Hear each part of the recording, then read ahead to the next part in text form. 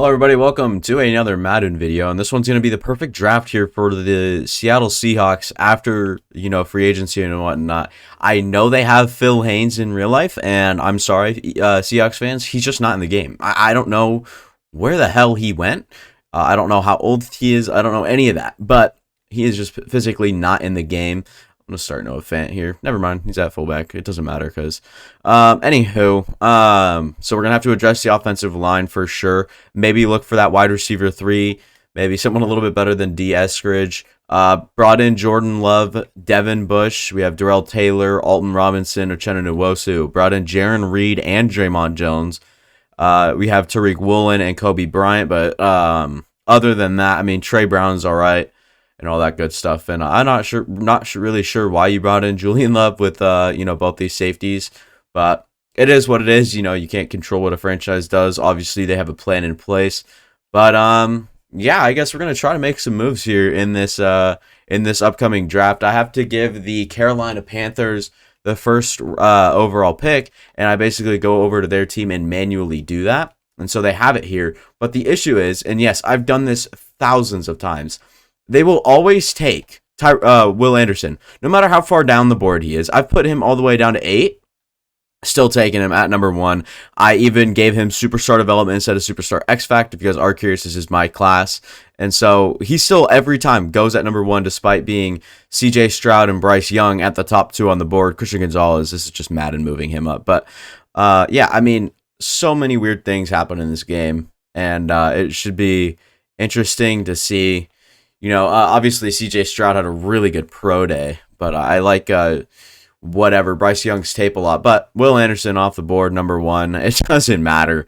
I've done it 20 different times. I've changed every scenario possible to make it even generally happen, and it just doesn't happen. So it is what it is. I'll work more at it and see what I can find out and do about it. But CJ Stroud is the first quarterback off the board to the Texans, and then to the Colts, Jalen Carter.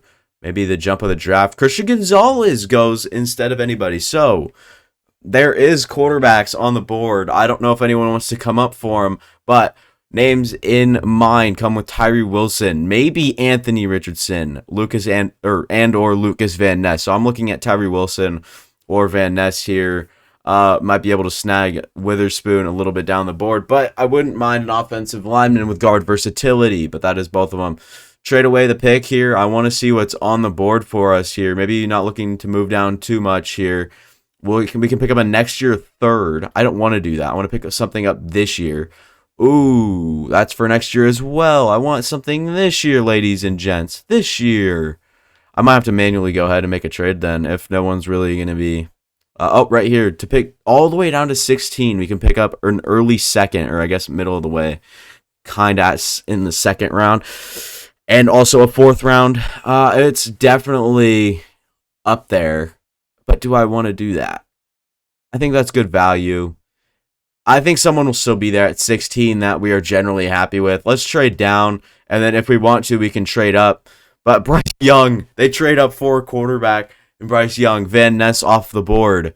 Then Tyree Wilson. What are we going to see here? Brian Branch jumps up to number 8. Wild. Quentin Johnston is a Bear, despite them not needing a receiver at all. DJ Moore's there. Miles Murphy off the board now. So both the tackles are still on the board. Anthony Richardson goes 11 to the Tennessee Titans. Nolan Smith, and here might be the first offensive line, and it is. And can we take the risk, or do we jump up now and try to trade up, for Paris Johnson Jr., and we can move him on inside, because that's what I'd rather do. I'd rather play him inside. I know he's a starting left tackle caliber type of player and can play well there, but I'm going to try to trade up with the New England Patriots. Hopefully we don't have to give up much at all. So they can have our future 6 and a this year 6 just to move up 2 spots. Happy for that, for sure. We're on the board here. It might be a weird selection for some of you, but we can easily play Paris Johnson at right guard where he actually has experience. I have him as a really good tackle. He's athletic. Give me Paris Johnson, 6'6", 310, 21. And his teammate DeJuan Jones, by the way, is 6'8" and could weigh over 400 pounds with weight concerns. It's crazy. Next pick off the board goes Kalijah Kancey. That's a little different. Jackson Smith and Jigba, they trade down just for that. Broderick Jones off the board. Georgia's tackle. Devin Witherspoon off the board. And then Will Levis off the board to the Buccaneers, all the way at 19.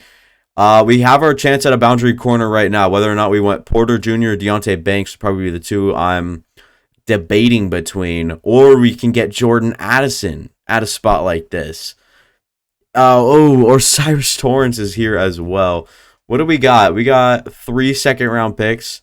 Could we possibly trade up using like Darrell Taylor or something like that? I had to trade next year's pick just to get Devin Bush and Julian Love. I could have gone about it another way, but it is what it is. So it's probably boundary corner, Addison or Osiris Torrance. For me, I want to prioritize guard around our newly contracted Geno Smith, but with that second round pick, that early second round pick, or even the 16th or the 20th, I think that we have a chance at a guard or someone down the board like, maybe a Steve Avila, John Michael Schmitz, or the next best guy, whoever that might be, down the board. So I'm fine with that at the top of the board. I don't think that we need to push the issue. And then Deontay Banks would probably be my go-to. Tall, 6'2", 205. He's got length. He plays the ball really well. He tested incredibly well at the combine. Ignore me slamming my desk. Plays zone pretty well. He's a really good cover corner. A lot of upside there, but Addison to come in and play, not boundary all the time, but you're gonna have to if Tyler Lockett. If Tyler Lockett could play the outside, I think he's got enough there. Jordan Addison is pretty good after the catch. Screw it. We're going to go Jordan Addison. Get fun with it here. Playmaker, archetype. Addison, after the catch, should be quite fun. Maybe plays in the slot for you, depending on the role that you want Lockett to play. So it is what it is. We'll keep moving down the board. Brian Brzee actually goes at that spot. Trenton Simpson goes. Porter off the board. Osiris Torrance off the board. Kincaid. If he were to fall, if Osiris was to fall, I probably would have traded up for him. And then Bijan to the Cowgirls. That's interesting. Darnell Wright. And then Jahmyr Gibbs to the Bengals at number 20. At 30. 28? 29? Something like that, I thought. 29. Will McDonald, then Michael Mayer off the board. Little interesting pick there. DeJuan Jones, final pick of the first round, goes there. And then Steve Avila. It is a little unfortunate. Jack Campbell goes. Drew Sanders, and hopefully John Michael Schmitz does not go off the board here, because that'll probably be my pick. Doesn't matter how far down the board he is. Okay, it might matter. John Michael Schmitz not supposed to go another 13 picks. He's a critical need at a good value. Give me John Michael Schmitz at the spot. It's not like the most exciting pick, with obviously Cam Smith sitting on the board waiting for us, and it is what it is. But I think we'll just get the best corner remaining right here on the board at number 16. Keely Ringo still on the board, and Manny Forbes.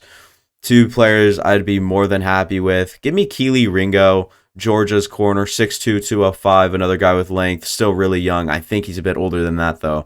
Gonna have to tweak his age. Didn't realize it was that bad. Jerron Dexter, and then Tucker Kraft goes off the board in front of us, and Antonio Johnson. Luckily, I would not be drafting any of those players. We are already okay at all those spots, but do need edge rusher. Felix Ndike-Uzomah is right here on the board. Runs, pretty good for his size, at least that we know of. 6'4", 265. He's a really good edge player for you. Draymond Jones can slide inside if he was already on the outside. He's probably going to play inside for you. Or I guess Draymond Jones off the edge, Jaron Reed and Harris in the middle. I guess you have to also account for Uchenna Nwosu. Tough system you got rolling if you are the Seahawks, just getting all these rotational guys. But Felix Ndike-Uzomah might be able to take that next step up for you and really play well. We addressed receiver earlier. Unfortunately, there is one of my favorites in the draft class right here, Marvin Mims. Despite being, not the tallest guy here, but Marvin Mims is a spectacular talent down the board, I think, at least, and he might not even fall down the board. So depending on how this board really plays out, it'll be interesting to see what happens here. Jarrett Patterson is here, someone I would have considered if I didn't draft Michael Schmidt. Probably want a cornerback number 3. Riley Moss up the board. Not the fastest, but plays a slot like no other. Give me Riley Moss. 6'1", Iowa corner. Be the first starting white corner in forever.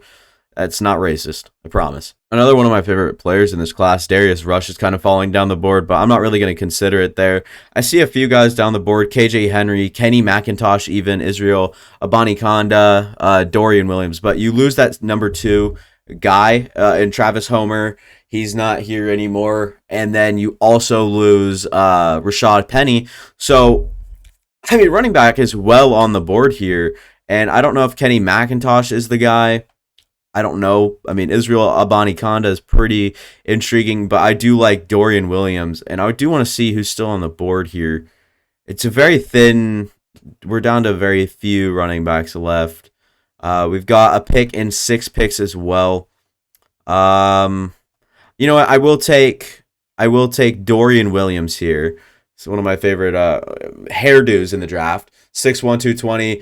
Good out of Tulane. A good linebacker. Can kind of roam the middle of the field here. Don't mean to resume the draft here. I just want to skip ahead here. Go Cam Jones, the other middle linebacker. Jaron Hall, and then maybe I was going to say maybe a running back goes off the board here, but no. So we have actually the pick.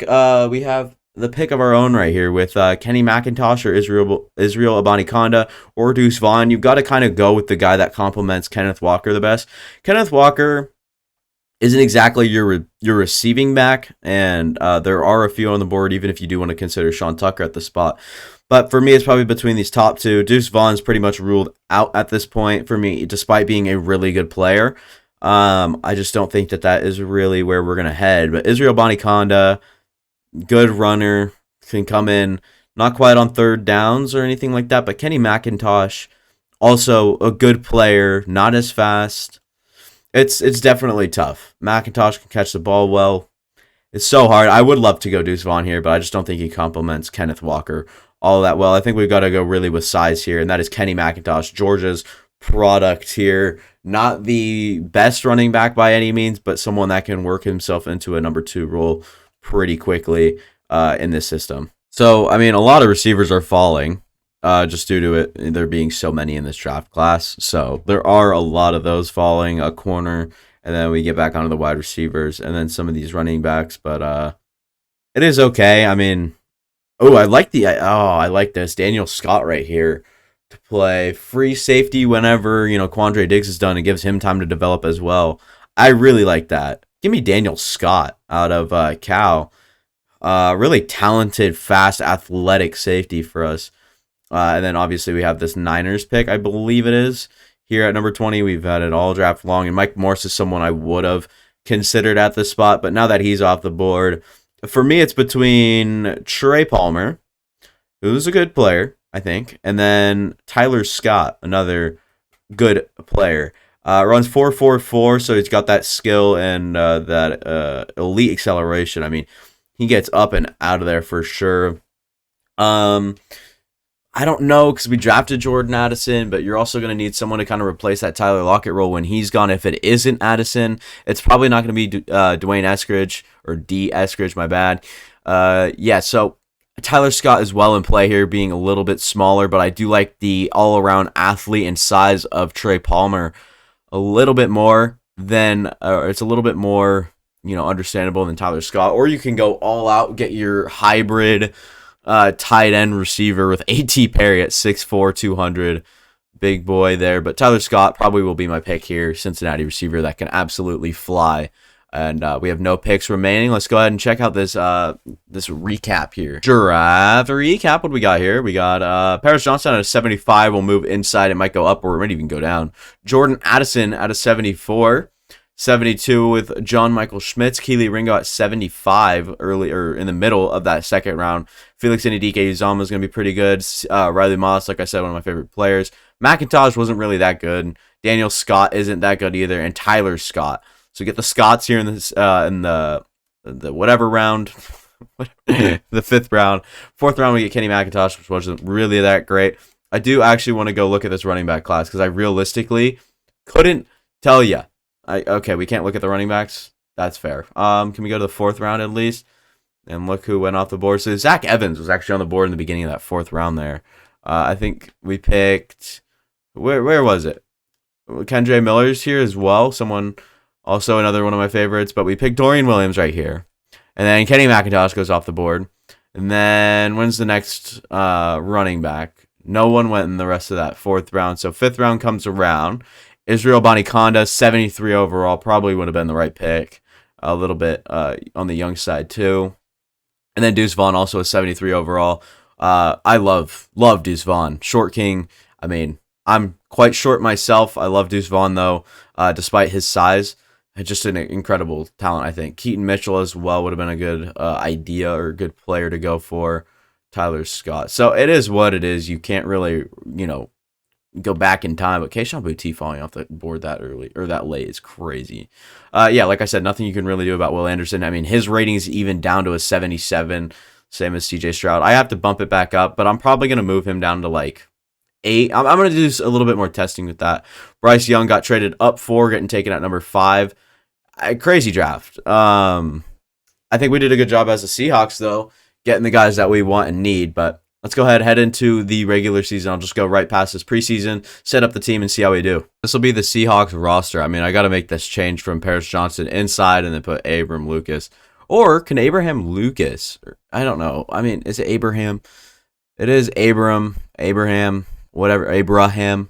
I don't know how you want to say it. But, I mean, he could slide inside for us if we wanted him to, but I like Paris Johnson moving to right guard, so I'll get that done before the season starts. So basically, imagine Paris Johnson at right guard, and then Lucas starting at right tackle, and then Noah Fant starting at tight end with Disley right behind him. Lockett, Scott, Addison, and Metcalf will all be playing. Walker and McIntosh, but defensively, Darrell Taylor's fine. Uchenna Nwosu, Devin Bush, Jordan Brooks, Alexander Johnson. We obviously drafted Dorian Williams late. Felix Ndike-Uzomah is going to play there. Jaron Reed, Shelby Harrison, Draymond Jones. So maybe Jaron Reed should play up here, but he's starting at defensive tackle. So we got to go ahead and make that little switcheroo right there. But Felix Ndike will be off the edge alongside Uchenna Nwosu in this defensive line. So it'll be Uchenna Nwosu off one edge, Ndike-Uzomah off the other. Draymond Jones, Jaron Reed up the inside, and then Bush and Jordan Brooks inside. Riley Moss will play the slot corner. Jordan Addison will play slot receiver. And then defensively, I think that we address corner pretty good. Nothing else other than to make this switch. And then I'll see you guys at the midseason point. And 3-4 at the midseason point isn't the worst. We're actually leading our division. How great that's going. Will Levis is leading the league in passing yards, 1,400 yards for Geno Smith, 9 touchdowns, 4 interceptions. You want more for sure. Kenneth Walker is quite incredible. I'm not gonna lie here. 6 touchdowns as well. McIntosh has 4. I mean, he's running for not even 2 per carry. That's awful. Noah Fant, Tyler Lockett, DK Metcalf, Addison's getting some production as well, same as DK. Literally same numbers all the way across, except for run after catch. So I don't know what's going on there. Jordan Brooks and Devin Bush tied in tackles. TFL's Uchenna Nwosu leading the team with Draymond Jones right behind him. Felix Ndike right there with no sacks. Draymond Jones from the interior is actually getting 3.5. Jordan Brooks with 2 from sub linebacker. Uchenna Nwosu has 1, so does Darrell Taylor. A half for Jaron Reed and Devin Bush. Interceptions, Jamal Adams has 2. Woolen has 2. Keeley has 1. So bad start to the season, all things considered. It looks bad on the stat sheet, and it looks bad, translating to our record going 3-4. It isn't great. It isn't great. So we'll go ahead and make these upgrades, and then head to the playoffs, hoping we make them. Finish second in the division, going 8-9. Not ideal. Not ideal at all. Levi Willis. Just kidding. It was Levis led the league right there. But Geno Smith cleaned up the interceptions, got a little bit more touchdowns, 3,300 yards. Rushing, Walker was exceptional. Geno Smith was as well, I guess. Receiving, Tyler Lockett wasn't great. I mean, he was our leading receiver. Noah Fant had a lot of receptions, no yards. Addison and DK were barely even used, so definitely would have changed the playbook if I knew this is how it would turn out. Bush and Brooks up there with some tackles. TFLs, Draymond Jones had 7 sacks and 14 TFLs. Jaron Reed had 14 TFLs.